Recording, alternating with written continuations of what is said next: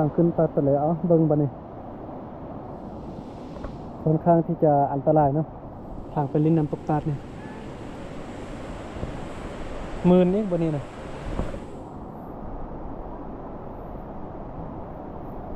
คอยปีนขึ้นเด็กน้อยขึ้นไวแท้ตะเคียงเข้าเบาเนี่ย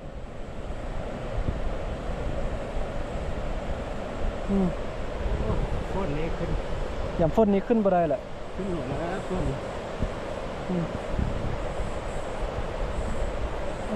ลำบากขนาด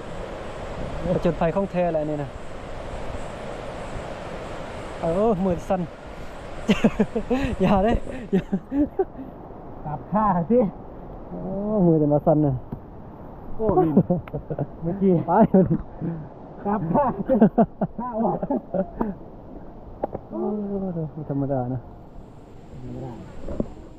มือจะมาสั่นตื่นมัดเมื่อกี้มาแล้ว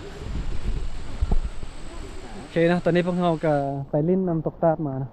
ก่อนจะมาฮอดมาถึงกับบนไงเนาะเส้นทางนี้อยู่ไกลจากตัวเมืองเส้นทางดินแดงลำบากเนาะยามฝนนี่ทางมื่นลำบากพอสมควรนะแต่ว่ามาฮอดมาถึงกับคุ้มค่าเนาะแนะนำใครที่จะมาลิ้นนี่ก็อยากให้เตรียมอุปกรณ์นะเครื่องไม้เครื่องมือเพราะว่าจะเป็นอาหารการกินหรือว่าเรื่องรถเนี่ย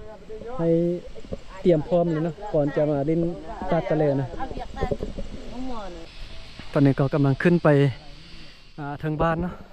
เมื่อกี้ตอนบอลังขึ้นมาบอลังบ่ได้ถ่ายนะเพราะว่าบกล้าที่จะจับกองถ่ายลงยานเนาะขนาดปีนขึ้นมาลากันอย่างยานนะเมื่อกี้ป้าดูนี่มันไฮสลีเฮ้ยสาวหน่อย งามเนาะหมู่บ้านตัดทะเลนี่